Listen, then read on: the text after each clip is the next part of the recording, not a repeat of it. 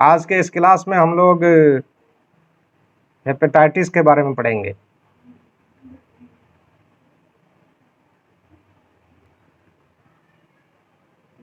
Hepatitis किसको कहते हैं? जब लीवर के अंदर inflammation of liver is known as hepatitis. मुख्तलिफ असबाब की बुनियाद पर जब लीवर में इल्तिहाबी कैफियत पैदा हो जाती है तो उस मर्जी कैफियत को वर्म कबिद या हेपेटाइटिस कहते हैं। हेपा लीवर को कहते हैं, और जब आइटिस किसी भी वर्ड में जोड़ दिया जाता है उसके आखिर में तो वो उस अज़्ब के इल्तिहाब को जाहिर करता है। Inflammation of liver is known as hepatitis. चूँकि लीवर एक ऐसा ऑर्गन है जिसका जिस्म के अंदर बहुत ही अहम रोल है और इसका शुमार जो है वाइटल ऑर्गन में होता है। अज़्व रईस में इसका शुमार होता है, लेकिन मुतअद्दिद असबाब की बुनियाद पर, मुख्तलिफ असबाब की बुनियाद पर इसके अंदर इल्तिहाबी कैफियत पैदा हो जाती है, वरम पैदा हो जाता है। इस एतबार से अगर देखा जाए तो वर्म कबिद जो है एक कसीरुल वकू मर्ज है, यानी हेपेटाइटिस का इंसिडेंस जो है बहुत ज़्यादा हुआ करता है और मुख्तलिफ असबाब के नतीजे में होता है। कदीम यूनानी किताबों में इसका जो सबब बयान किया गया है वो गलबा अखलात है। जो जिस्म के अंदर 4 किस्म के अखलात हैं, उनमें से जब किसी खिल्त का गलबा हो जाता है तो उसके नतीजे में लीवर के अंदर वरम पैदा हो जाता है। लेकिन जदीद तहकीक की रोशनी में, ख़ास तौर से जो हमारे मुहक्किकीन गुज़रे हैं, क्रूगमैन और ब्लमबर्ग, इन्होंने जो तहकीक की है उस तहकीक से ये बात साबित हुई है कि लीवर के अंदर जो इन्फ्लामेशन पैदा होता है उसके अहम असबाब वायरसेस हैं। मुख्तलिफ़ किस्म के वायरस के तादिया के नतीजे में, इन्फेक्शन के नतीजे में लीवर के अंदर इन्फ्लामेशन पैदा हो जाता है।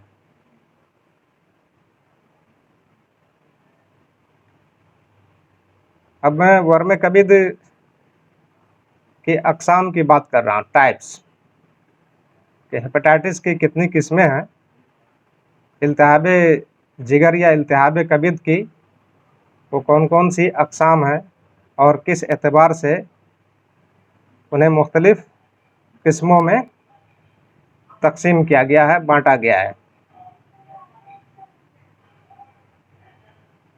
लीवर के वरम को या इल्तिहाब को अतिब्बा ने कई एतबार से तक़सीम किया है। बेतबार खिल्त भी इसकी तक़सीम की गई है, इसकी किस्में बयान की गई हैं। यूनानी नज़रिया के मुताबिक 4 किस्म के अखलात होते हैं: खिलते दम, खिलते बलगम, खिलते सफरा और खिलते सौदा। तो इल्तिहाब कबिद की भी तक़सीम इसी एतबार से की गई है। वर्म कबिद सफरावी, वर्म कबिद दमवी और वर्म कबिद बलगमी और वर्म कबिद सौदावी, यानी खिल्त के एतबार से इसकी 4 अक़साम हैं।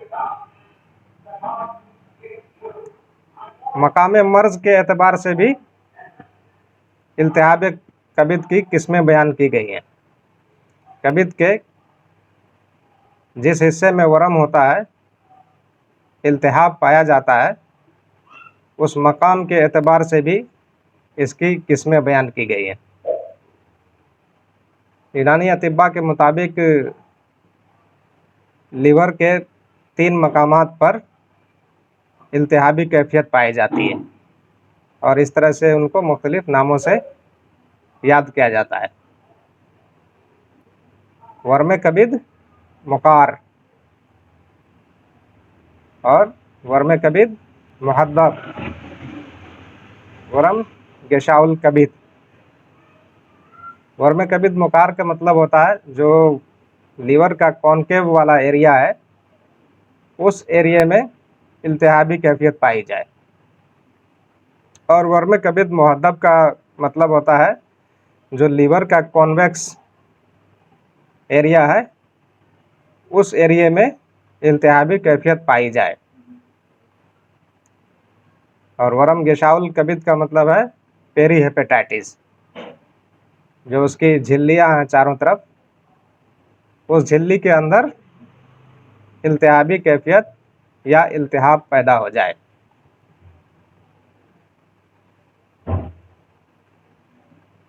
वर्म की शिद्दत और खिफ़्फ़त के एतबार से भी इसकी किस्में बयान की गई हैं।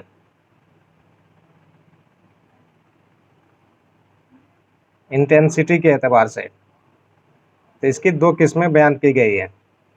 वर्म कबिद हाद यानी एक्यूट हेपेटाइटिस और वर्म कबिद मुज़मिन यानी क्रोनिक हेपेटाइटिस। एक और एतबार से इल्तिहाब कबिद को तकसीम किया गया है, असबाब के एतबार से। बाएतबार असबाब, according to causes. According to causes इसकी 3 किस्में हैं। वायरल हेपेटाइटिस वर्म कबिद वीरूसी, बैक्टीरियल हेपेटाइटिस या इन्फेक्टिव हेपेटाइटिस वर्म कबिद जरासीमी या अफूनी, और वर्म कबिद अमीबाई अमेबिक हेपेटाइटिस। तो इस तरह से वर्म कबिद की मुख्तलिफ अक़साम किताबों में दर्ज है। अब मैं हेपेटाइटिस के काजेज़ की बात कर रहा हूँ। लीवर के अंदर इल्तिहाबी कैफियत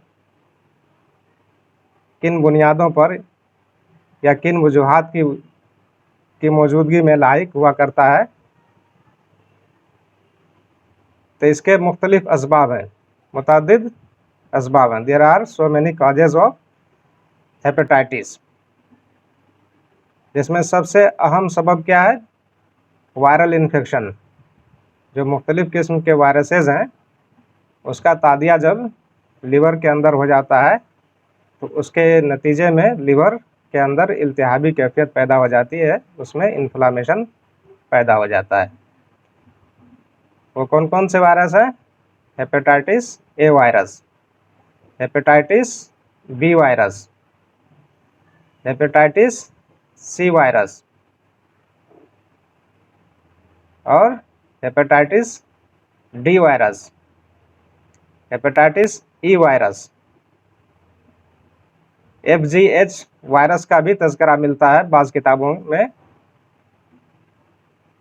और इसके साथ साथ बाज़ और दूसरे वायरसेस का भी ज़िक्र मिलता है, लेकिन वो अक्सर व बेशतर इस तरह के वायरस जो होते हैं वो इल्तिहाब कबिद का बाइस नहीं होते, लेकिन बसा औक़ात उनसे भी जिगर के अंदर इल्तिहाबी कैफियत पैदा हो जाती है।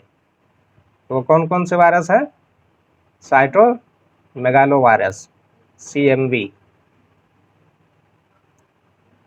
Herpes simplex virus HSV,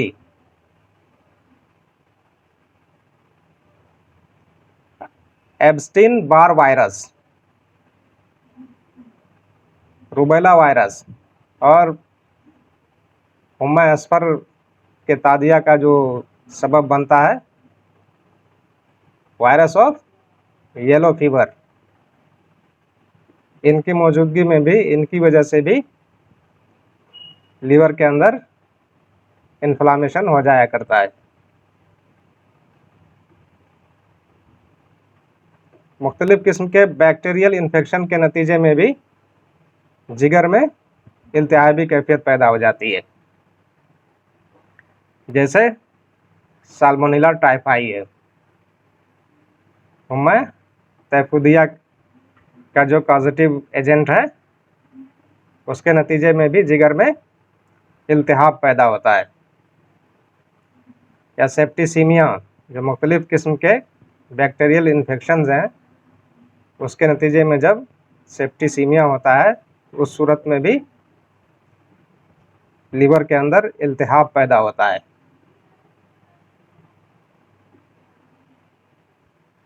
liver abscess पैदा करने वाले बाज़ दिगर बैक्टीरियल इन्फेक्शन वगैरह। और दिगर असबाब की अगर बात करें तो यूनानी के एतबार से गलबा अखलात अरबा, जो 4 अखलात का जिक्र यूनानी किताबों में मौजूद है, उनमें से किसी खिल्त का गलबा हो जाए तो उसके नतीजे में भी लीवर में इल्तिहाब पैदा होता है। अमेबिक डिसेंट्री है या कंजस्टिव हार्ट फेल्योर है, माल न्यूट्रिशन है, नक्स तग़ज़िया के नतीजे में भी लीवर में इल्तिहाब पैदा होता है। और बाज़ दिगर अमराज जैसे मलेरिया है, कालाज़ार है, प्लेग है, इनके नतीजे में भी जिगर के अंदर इल्तिहाब पैदा हो जाता है। बुखार की हालत में जब मरीज़ पानी बकसरत पिया करता है तो उसकी मौजूदगी में भी बसा औकात जो है लीवर के अंदर इल्तिहाबी कैफियत पैदा हो जाती है। इसी तरह से बाज़ सम्मी दवाओं के इस्तेमाल के नतीजे में भी जब उसकी टॉक्सिसिटी लीवर पे होती है, टॉक्सिक इफ़ेक्ट के नतीजे में भी कब्ज़ के अंदर इल्तिहाब पैदा हो जाता है, जैसे कार्बन टेट्राक्लोराइड है, जो एंटी ट्यूबरकुलर ड्रग्स हैं, दाफेदिक अद्विया, रिफाम्पिसिन, आइसोनियाज़ाइड या पैरासीटामोल के ओवरडोज के नतीजे में भी लीवर के अंदर इल्तिहाब पैदा हो जाता है। बाज़ मुखद्दिर दवाओं के एनेस्थेटिक एजेंट के नतीजे में भी लीवर में इल्तिहाबी कैफियत पैदा हो जाती है। और कभी कभार जो ट्रॉमेटिक इंजरी है, ज़रब व सख्ता, उसके नतीजे में भी लीवर में इल्तिहाब पैदा हो जाता है। तो इस तरह से वर्म कब्ज़ या इल्तिहाब कब्ज़ के मुतअद्दिद असबाब हैं। तो मैं इल्तिहाब कब्ज़ के असबाब का जिक्र कर रहा था। इसी तरह शराब नोशी के नतीजे में भी लीवर के अंदर इल्तिहाब पैदा हो जाता है। अब मैं इल्तिहाब कब्ज़ की अलामात की बात कर रहा हूँ कि जब लीवर के अंदर इन्फ्लामेशन पैदा होता है तो किस तरह की अलामतें मिला करती हैं। यूनानी अतिबा के मुताबिक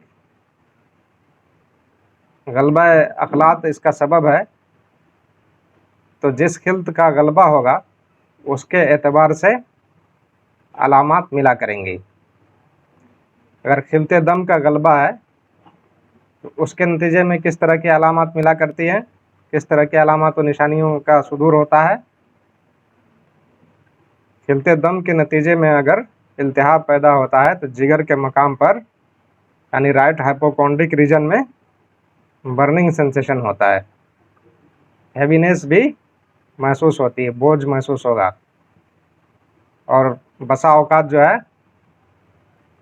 चुभन के साथ साथ दर्द होता है। चेहरे की रंगत कैसी होती है? चेहरा सुर्ख होगा, जबान भी सुर्ख होती है, इसके साथ साथ ड्राई टंग हुआ करती है, मरीज को प्यास लगती है, प्यास का एहसास ज़्यादा होता है, और ड्राई कफ भी होती है, खुश्क खांसी की शिकायत हुआ करती है। बॉल की रंगत कैसी होती है? सुर्खी माइल, बॉल का रंग जो है सुर्ख और उसकी विस्कोसिटी जो होगी गिलजत की तरफ माइल होगी, सुर्ख और गलीज होगा। अगर खिलते सफरा के गलबा के नतीजे में इल्तिहाब पैदा हुआ है तो ऐसे मरीजों में भी प्यास की शिद्दत पाई जाती है और जलन का एहसास होता है, सोजिश का एहसास होता है। ज़बान और चेहरे का रंग जो है जर्द होगा। और बॉल की रंगत किस तरह होती है? बॉल भी येलो और उसकी विस्कोसिटी में गिलजत पाई जाती है। कारूरा जर्द और गलीज होगा। मतली की शिकायत ज़्यादा हुआ करती है, और जो मादा कै में खारिज होता है, जो वोमिटस है, उसकी रंगत भी जर्दी माइल हुआ करती है। जॉन्डिस मौजूद होता है। इस तरह से वर्मकबिद सफरावी की ये अलामातें मिला करती हैं। अगर बलगम का गलबा है तो उस वक्त किस तरह की अलामात और निशानियां मिला करती हैं? जो चेहरे के अजलात हैं उस पर तहब्बुज पाया जाता है, एडिमेटस होगा, और जो ज़बान की रंगत है वो सफ़ेद होती है। आँख के जो पोपोटे होते हैं वो स्वेलन होते हैं, मुतवर्रिम होते हैं, और हल्का बुखार होता है। पेशाब की मिकदार निस्बतन कम हुआ करती है। मरीज को प्यास कम लगती है। वर्मकबिद सौदावी की अब मैं बात कर रहा हूँ कि खिलते सौदा के गलबा के नतीजे में किस तरह की अलामात मिला करती हैं। राइट हाइपोकोंड्रिक रीजन में जो लीवर का मकाम है, पसलियों के नीचे सख्ती पाई जाती है, और उसमें यानी लीवर जो होगा वो सुलभ होगा, और उसमें दर्द भी ज़्यादा नहीं होता, बगैर दर्द के लीवर बढ़ा होगा, पेनलेस हेपेटोमेगेली। बुखार भी नहीं होता है मरीज़, लेकिन एनीमिया में मुब्तला होता है। मरीज़ बहुत ज़्यादा कमज़ोर होता है, वीकनेस बहुत ज़्यादा पाई जाती है, भूख नहीं लगती है, लॉस ऑफ एपेटाइट, और बॉल की जो रंगत होती है वो स्याही माइल हुआ करती है। इस तरह से अखलात के एतबार से मुख्तलिफ अलामतें मिला करती हैं। और मकाम के एतबार से देखें, जिस तरह से हमने अभी तकसीम में बताया था, वर्मकबिद मुकार, वर्मकबिद मुहद्दब और वरम गेशाउल कबीद, ये मकाम के एतबार से इन मकामात पर जिगर के अंदर इल्तिहाब पैदा होता है। तो अगर उसके कॉन्केव एरिया में इन्फ्लामेशन है तो उसमें जो है दर्द के साथ साथ डाइजेस्टिव सिस्टम से रिलेटेड सिम्टम्स वगैरह मिला करती हैं। जैसे मरीज़ जो है कब्ज़ या इसहाल में भी मुब्तला होता है, और मैदे के मकाम पर हैवीनेस महसूस होती है, सिक्ल महसूस होगा, और जब उसको दबाते हैं तो दबाने पर सीवियर पेन की मरीज़ शिकायत करता है। और जब उसके मुहद्दब हिस्से में होता है, कॉन्केव हिस्से में इन्फ्लामेशन है, तो रेस्पिरेटरी ट्रैक्ट से मुतल्लिक अलामात भी मिला करती हैं। जैसे मरीज़ तंगी तनफ़ुस में मुब्तला होता है, डिस्निया की शिकायत करता है, उसको सांस लेने में दिक्कत होती है, हिकअप भी पाई जाती है, हिचकियाँ भी आती हैं, और ड्राई कफ की भी शिकायत मरीज करता है। और जब मरीज बाएं करवट लेटता है तो उस वक्त दर्द ज़्यादा हुआ करता है, पेशाब की मिकदार भी कम हो जाया करती है। और जब गशाए कबिद में इल्तिहाब पैदा होता है तो उस वक्त हेपेटिक एरिया में रेगुलर पेन हुआ करता है, और ये दर्द जो है कभी कभी कंधे में भी महसूस होता है। इस वरम गशाउल कबिद के नतीजे में भी मरीज की भूख जो है खत्म हो जाती है, लॉस ऑफ एपेटाइट। और सांस लेने में मरीज को दिक्कत होती है, ड्राई कफ हुआ करती है।